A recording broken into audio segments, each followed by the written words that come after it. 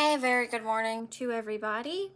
Today I would like to talk about the Mark Hoppus memoir, Fahrenheit 182.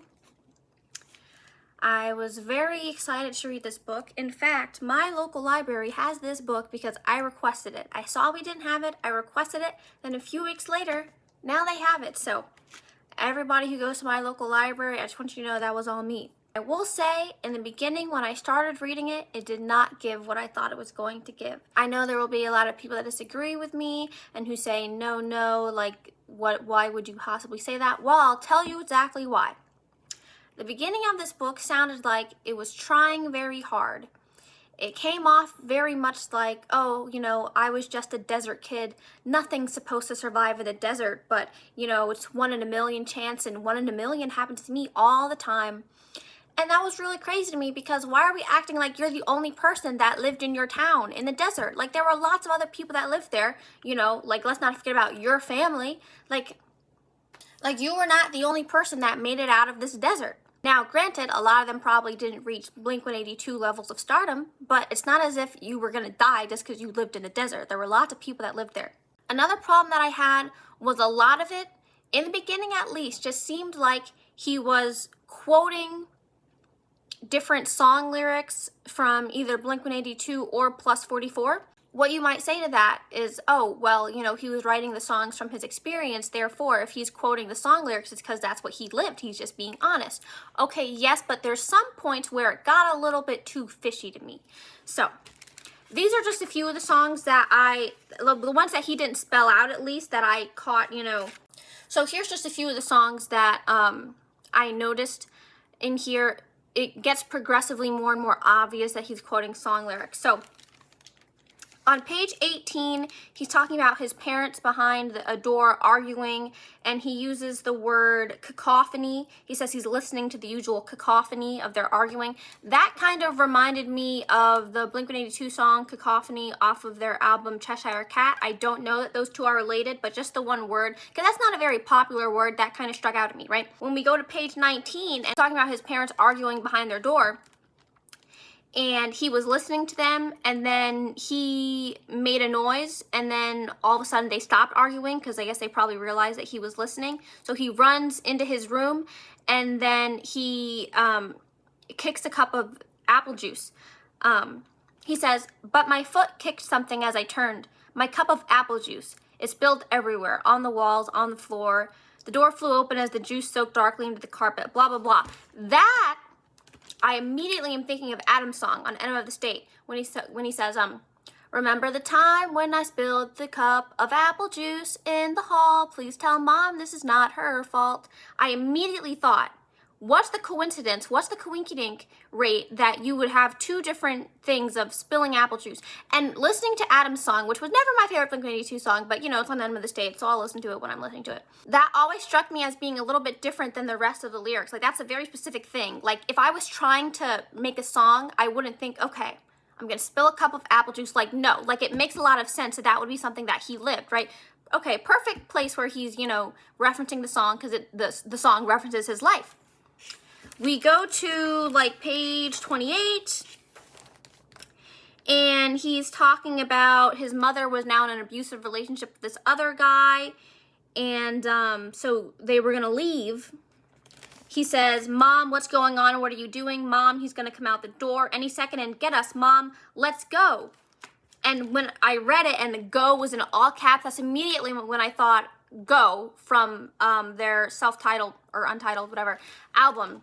"Mom, get in the car and let's drive away." She said, "I'm sorry, Mark, but there's nowhere to stay." And another thing, locked outside the door back in 83. I don't have an exact year for when this happened. I don't know if I'm just missing it or it's just not in the book, but that seems like it would probably match up to when he was in his childhood. So I'm like, okay, great.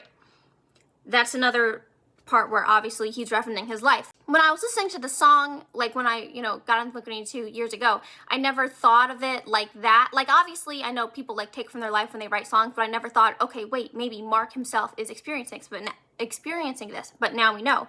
When I go to page 51, he says, "We spent the summer after high school practicing in the garage, exploring mine shafts, and jumping off the second-story roof of our friend's house into their pool. We called it cliff diving.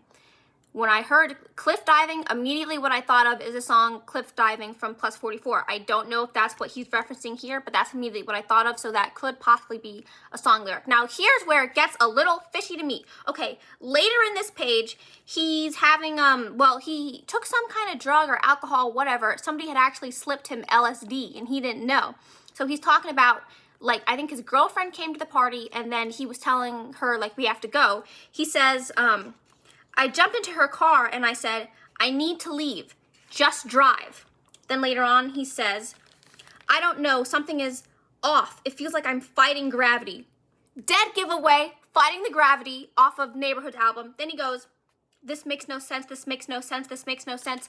This is literally word for word, like what is in the song. And even if you said, okay, well, it's because he's writing about his life, this just seemed way too, like, uncanny to me, like that he's just line for line just quoting stuff in the song. That seemed a little fishy to me, like he's just putting in the song lyrics. And one of the most blatant places for this is, let's see, 270. Okay, now we're back in our Plus 44 era, right? Page 270, out of nowhere, just starts writing, I wake up at the end of a long, dark, lonely year that was bringing out the worst in me. Lycanthrope, definitely. I wake up at the end of a long, dark, lonely year. It's bringing out the worst in me. Literally, like, this, like, word for word. I wake up at the end of a long, dark, lonely year. It's bringing out the worst in me. He had to have known what he was doing when he had to have known that. So maybe you can say, oh, it's a little Easter egg for the fans, but I obviously, right away, knew exactly what he was doing. Now, some of the problems I have with this book is, like, I don't know, the writing, because the tone of it comes off as being very, like, kind of like what I was saying before, is like, oh, you know, I'm just a desert kid and all this stuff. And one of the things that really intrigued me is he has this ghostwriter, not really a ghostwriter, but with Dan Ozzie. So obviously, I guess he's doing more than just editing stuff if he's on the, you know, stupid cover. That's kind of intriguing to me, because why does he need one of those guys to do the writing for him if he originally wanted to be an English teacher? That was kind of weird to me. I don't know what's going on with that, but that was a little bit weird to me. Another problem that I have with the writing is the way that it tries to come off is very, like, misunderstood, like, oh, I'm just this kind of a guy, blah, blah, blah. So for page 24, at the end, it says, I could probably end the book right here. Everything you need to know about me is in those last paragraphs. You can still save yourself. Put down the book and walk away. There's nothing more honest I can say. Then there's a large space. Then at the end he says, you didn't. I warned you.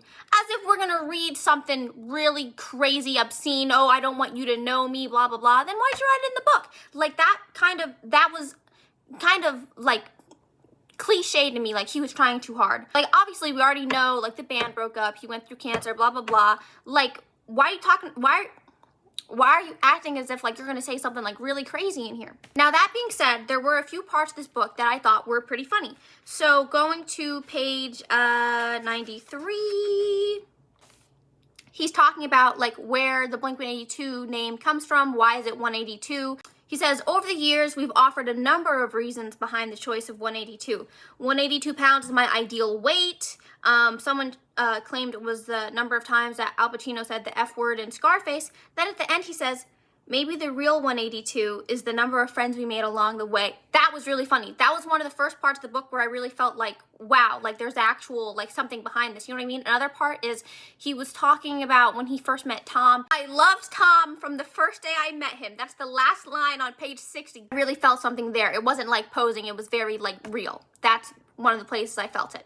Here's something that I found that was actually kind of interesting that I got from this book that I didn't know before. Around, like, the Take Off Your Pants and Jacket era, they were recording the music video for Stay Together for the Kids. So the first day they went and they were shooting, you know, Wrecking Ball in a house that was going to be demolished, blah, blah, blah. Then we go to the second day they were shooting, and it's 9/11. And then Mark realized we can't put out this video, like, with, you know, debris and everything falling everywhere, because obviously, you know, the whole terrorist attack, like, they're not gonna, like, the record label's not gonna allow it. So then they had to change the video, edit stuff out, whatever. That's something I never knew before, so that was, like, you know, worth reading the book for. But also, that's such a crazy 9/11 story. Like, oh, where were you during 9/11? Oh, I was recording a music video for my band. That's so crazy. This is something that really I felt like Mark was out of his mind here. He's talking about writing Take Off Your Pants and Jacket after Enema of the State, and he said, we found ourselves returning to a lot of our heavier, more angular influences, like Fugazi and Quicksand, and it was bleeding into our songwriting. We were pulling from more emo and post-hardcore reference points. The guitars were angrier and the song arrangements less tidy. Once we'd assembled 11 tracks, we were done. We'd completed our masterpiece. That was really insane to me. You think Take Off Your Pants and Jacket, out of all the Blink-182 albums, you think that has emo and post-hardcore reference points? What are you talking about? That is one of the most of their poppy albums that, like, to that day. And yes, you might say, okay, but Mark talks about how they couldn't have the album how they wanted it. They had to write, First Date and The Rock Show. That's not their original vision. Okay, yes, but even so, what are these emo and post-hardcore reference points you're talking about? If y'all were pulling from emo and post-hardcore reference points, then why did Tom have to go off and make Boxcar Racer if he was getting that in Blink-182? That would really shock me. I've never heard that anywhere at all when I'm listening to Take Off Your Pants and Jacket. The most emo thing I've heard on that album is She Makes Me Feel Like It's Raining Outside. Like that I completely can't agree with this at all. It sounds ridiculous. Another part of the book that I thought was kind of interesting. So after Blink-182 had broken up the first time, and then Mark made Plus 44, so now that he's in Plus 44 and it's not Blink-182 anymore, they couldn't play like the large venues that Blink-182 used to play. And Mark says, what the F happened? I was selling out Madison Square Garden 2 years ago, and now I'm in some dirty kitchen in Florida waiting to play for 50 radio winners? Okay, yes. It wasn't necessarily you that was famous. It was Blink-182 that was famous. You're not still playing in the same band. You don't just start from where Blink-182 left off. You start from scratch. These people don't know Plus 44. And yes, he does, he is, self-aware of it. Like, he's talking about it later in the book, how, that's just, what happens. But I thought that was so crazy. Nobody knows Plus 44, but everybody knows the band that played all the small things. This is another thing that was just blatant blasphemy right here. Talking about making the album California with Matt. He said, it felt like we were writing Enema of the State Part 2. It felt like we were back. Insane. First of all, if anything is Enema of the State Part 2, I would say that would be Take Off Your Pants and Jacket. And I know a lot of people are going to hate me for this, and they're going to say, no, I like California. No, I don't like California. Not that there's not good points to it, but there's no way you could possibly compare this to Enema of the State. Ridiculous.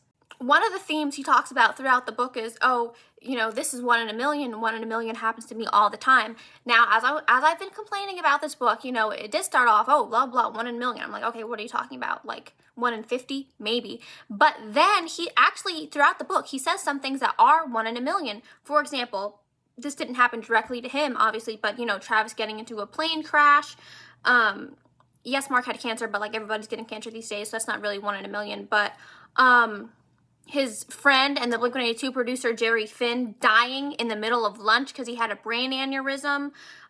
He went scuba diving, and his scuba diver partner never came up, and then they go down. Actually, she's dead. She got caught in, some net or web or something stupid like that. I could see where he gets the idea that this is 1 in a million stuff, because that's really crazy stuff. But yeah, those were some thoughts that I had in the book. I know I just did a whole lot of complaining, but I think there were some good parts that I liked reading, finding out from reading the book.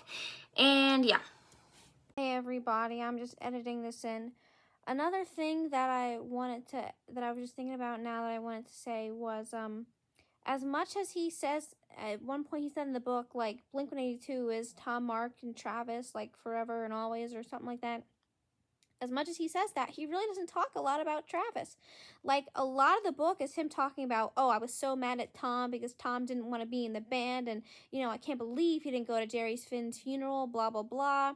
Tom is my best friend, whatever. He doesn't really talk about Travis a whole lot. I don't know.